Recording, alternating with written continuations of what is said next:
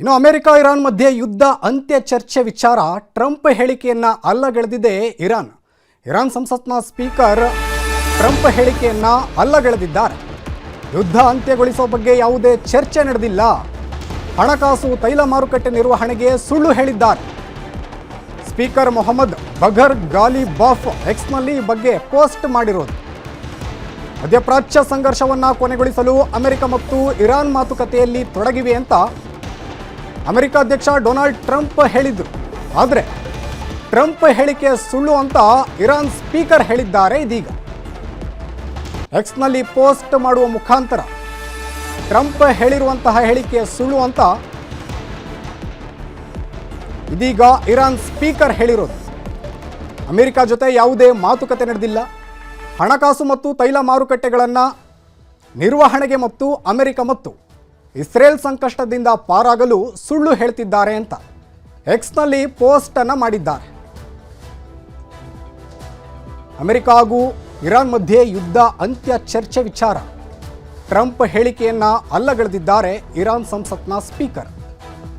ಯುದ್ಧವನ್ನು ಅಂತ್ಯಗೊಳಿಸೋ ಬಗ್ಗೆ ಯಾವುದೇ ಚರ್ಚೆ ನಡೆದಿಲ್ಲ ಅಂತ ಹೇಳಿದ್ದಾರೆ. ಹಣಕಾಸು ತೈಲ ಮಾರುಕಟ್ಟೆ ನಿರ್ವಹಣೆಗೆ ಸುಳ್ಳು ಹೇಳ್ತಿದ್ದಾರೆ ಟ್ರಂಪ್ ಅಂತ ಇದೀಗ ಸ್ಪೀಕರ್ ಮೊಹಮ್ಮದ್ ಬಗರ್ ಗಾಲಿಬಾಫ್ ಎಕ್ಸ್ನಲ್ಲಿ ಪೋಸ್ಟ್ ಅನ್ನು ಮಾಡಿರೋದು.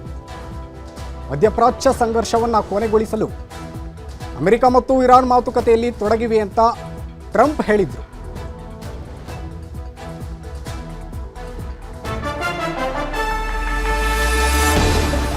ಇನ್ನು ಕದನ ವಿರಾಮ ಚರ್ಚೆ ಮಧ್ಯೆ ಮತ್ತೆ ಇರಾನ್ ದಾಳಿಯನ್ನ ಮಾಡಿದೆ. ಇಸ್ರೇಲ್ ಮೇಲೆ ಮಿಸೈಲ್ ದಾಳಿಯನ್ನ ನಡೆಸಿದೆ ಇರಾನ್.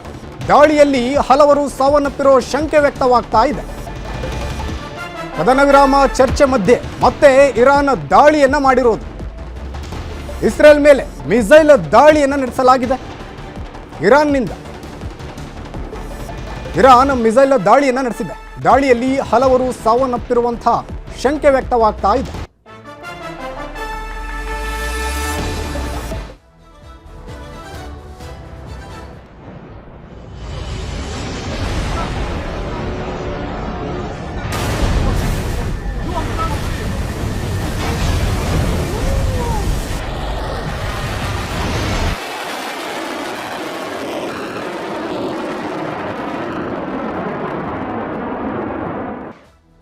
ಇನ್ನೀ ಬಗ್ಗೆ ಡೀಟೇಲ್ಸ್ ನೀಡ್ತಾರೆ ನಮ್ಮ ವೆಬ್ ಎಡಿಟರ್ ಆಗಿರುವಂತಹ ರಾಘವೇಂದ್ರ ಗುಡಿ ಲೈವ್ನಲ್ಲಿ ಜಾಯ್ನ್ ಆಗ್ತಿದ್ದಾರೆ. ರಾಘವೇಂದ್ರ ಗುಡಿ, ಮತ್ತೊಂದು ಕಡೆ ಯುದ್ಧ ದಿನೇ ದಿನೇ ಭೀಕರತೆಯನ್ನು ಪಡೆದುಕೊಳ್ತಾ ಇದೆ, ಇನ್ನೊಂದು ಕಡೆ ಟ್ರಂಪ್ ಹೇಳಿಕೆ ಸುಳ್ಳು ಅಂತ ಇರಾನ್ ಸ್ಪೀಕರ್ ಹೇಳ್ತಿದ್ದಾರೆ.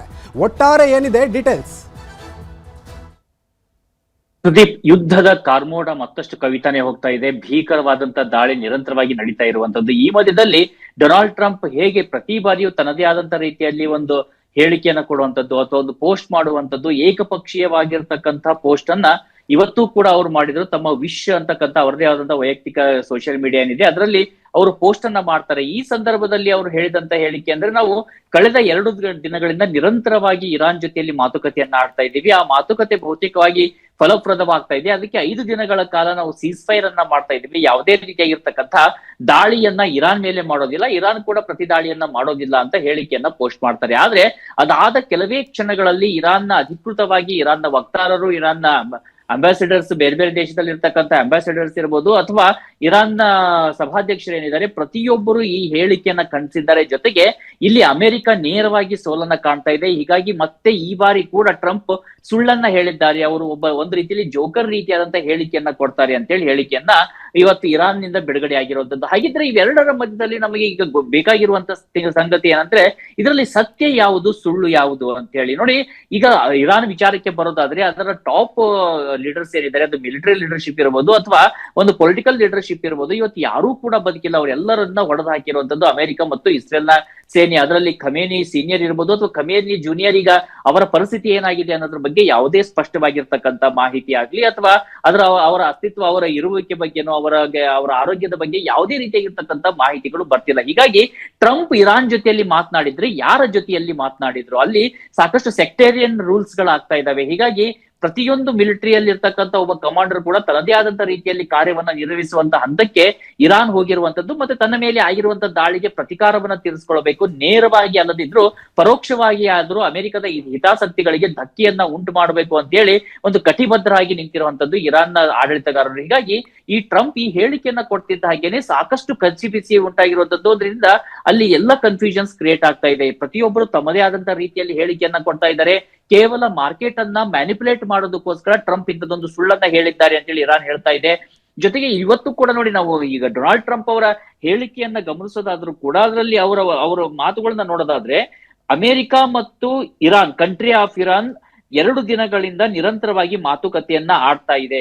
ಈ ಮಾತುಕತೆಯ ಕಾರಣದಿಂದಾಗಿ ಇದು ಕಂಪ್ಲೀಟ್ ಪೂರ್ಣವಾಗಿರುವಂತದ್ದು ಮತ್ತು ಸಂಪೂರ್ಣವಾಗಿ ಒಂದು ಅಲ್ಲಿರ್ತಕ್ಕಂಥ ಹಾಸ್ಟಾಲಿಟೀಸ್ ಏನಿದೆ, ವಿರೋಧ ಭಾಷೆ ಏನಿದೆ, ಅವುಗಳನ್ನ ತಡೆಗಟ್ಟೋದಕ್ಕೆ ಬೇಕಾಗಿರುವಂತಹ ಮಾತುಕತೆಯನ್ನ ಆಡಿದ್ದೇವೆ. ಹೀಗಾಗಿ ಈ ಸಂಪೂರ್ಣವಾದಂತ ವಾರ ನಾವು ಮಾತುಕತೆಯನ್ನ ಮುಂದಿಡ್ತಿದ್ದೀವಿ. ಅದೇ ಕಾರಣದಿಂದಾಗಿ ಯುದ್ಧವನ್ನ ಸಾಧ್ಯವಾದಷ್ಟು ಸ್ಟಾಪ್ ಮಾಡ್ತೀವಿ, 5 ದಿನಗಳ ಕಾಲ ನಾವು ದಾಳಿಯನ್ನ ನಡೆಸೋದಿಲ್ಲ ಅನ್ನುವಂತ ರೀತಿಯಲ್ಲಿ ಅವರು ಪೋಸ್ಟ್ ಅನ್ನ ಮಾಡ್ತಾರೆ. ಆದ್ರೆ ಇಲ್ಲೂ ಕೂಡ ಯಾರ ಜೊತೆಯಲ್ಲಿ ಮಾತನಾಡಿದ್ದಾರೆ, ಗ್ರೇಟ್ ಕಂಟ್ರಿ ಆಫ್ ಇರಾನ್ ಅಂತ ಬಳಸಿದ್ರೆ ಇರಾನ್ ಅಲ್ಲಿ ಇರ್ತಕ್ಕಂಥ ಪ್ರತಿಯೊಬ್ಬರ ಜೊತೆಯಲ್ಲೂ ಮಾತನಾಡಿದ್ರ ಅಥವಾ ಅಲ್ಲಿ ಮಾತನಾಡಿದ್ರೆ ಯಾರ ಜೊತೆಯಲ್ಲಿ ಮಾತನಾಡಿದ್ರಿ? ಉದಾಹರಣೆಗೆ ಪ್ರಧಾನಮಂತ್ರಿ ನರೇಂದ್ರ ಮೋದಿ ಅವರು ಒಂದು ಟ್ವೀಟ್ ಅನ್ನ ಮಾಡ್ತಾರೆ ಅಂತ ಇಟ್ಕೊಳ್ಳಿ, ಅವರು ಪೋಸ್ಟ್ ಅನ್ನ ಮಾಡ್ತಾರೆ, ನಾನು ಇವತ್ತು ಅಮೆರಿಕದ ಜೊತೆಯಲ್ಲಿ ಮಾತನಾಡಿದೆ ಅನ್ನೋದಿಲ್ಲ, ಅಮೆರಿಕದ ಅಧ್ಯಕ್ಷರಾದ ಡೊನಾಲ್ಡ್ ಟ್ರಂಪ್ ಅವರ ಜೊತೆಯಲ್ಲಿ ಮಾತನಾಡಿದೆ ಅಂತಾರೆ. ಅದೇ ರೀತಿಯಾಗಿ ಫ್ರಾನ್ಸ್ ನ ಅಧ್ಯಕ್ಷರು ನಾನು ಇವತ್ತು ಭಾರತದ ಪ್ರಧಾನಿಯಾಗಿರ್ತಕ್ಕಂಥ ನರೇಂದ್ರ ಮೋದಿ ಅವರ ಜೊತೆಯಲ್ಲಿ ಮಾತನಾಡಿದ್ದೇನೆ ಅಂತಾರೆ. ಆದ್ರೆ ಇಲ್ಲಿ ಟ್ರಂಪ್ ನಾನು ಇರಾನ್ ಜೊತೆಯಲ್ಲಿ ಮಾತನಾಡಿದ್ದೇನೆ ಅಂತ ಹೇಳುವುದರ ಮೂಲಕವಾಗಿಯೇ ಅವರ ಹೇಳಿಕೆಯಲ್ಲಿ ಸಂಪೂರ್ಣವಾದಂತ ಸತ್ಯ ಇಲ್ಲ, ಕೇವಲ ಒಂದು ಕನ್ಫ್ಯೂಷನ್ ಅನ್ನ ಕ್ರಿಯೇಟ್ ಮಾಡಿ ಇರಾನ್ ನಲ್ಲಿ ಇರ್ತಕ್ಕಂಥ ಆಡಳಿತಗಾರ ಮಧ್ಯದಲ್ಲೇ ಒಂದು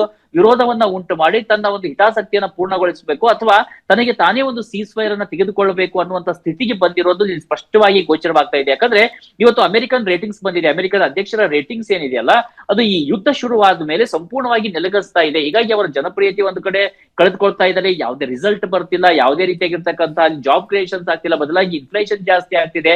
ಇವೆಲ್ಲದರ ಕಾರಣದಿಂದಾಗಿ ಡೊಮೆಸ್ಟಿಕ್ ಒಂದು ಪೊಲಿಟಿಕ್ಸ್ ಏನಿದೆ ಅದನ್ನ ಅಡ್ರೆಸ್ ಮಾಡೋದಕ್ಕೋಸ್ಕರ ಟ್ರಂಪ್ ಇಂತ ಹೇಳಿಕೆಯನ್ನ ಕೊಡ್ತಿದ್ದಾರಾ ಅನ್ನುವಂತ ಪ್ರಶ್ನೆಗಳು ಬರ್ತಾ ಇದಾವೆ. ಆದ್ರೆ ಈ ಮಧ್ಯದಲ್ಲಿ ಉಳಿದ ದೇಶಗಳು ಏನ್ ಮಾಡ್ತಾ ಇದಾವೆ ಅನ್ನುವಂತ ಪ್ರಶ್ನೆ ಬಂದಾಗ ಇವತ್ತು ಭಾರತದಲ್ಲಿ GCC ದೇಶಗಳೇನಿದಾವೆ ಆ ಎಲ್ಲ ರಾಯಭಾರಿಗಳ ಜೊತೆಯಲ್ಲಿ ವಿದೇಶಾಂಗ ಸಚಿವರಾಗಿರ್ತಕ್ಕಂಥ ಜೈಶಂಕರ್ ಅವರು ಇವತ್ತು ಮಾತುಕತೆಯನ್ನ ಆಡಿಸಿದ್ದಾರೆ. ಅದೇ ರೀತಿಯಾಗಿ ಫ್ರಾನ್ಸ್ ತನ್ನದೇ ಆದ ರೀತಿಯಲ್ಲಿ ಮಾತುಕತೆಯನ್ನ ಆಡ್ತಾ ಇದೆ.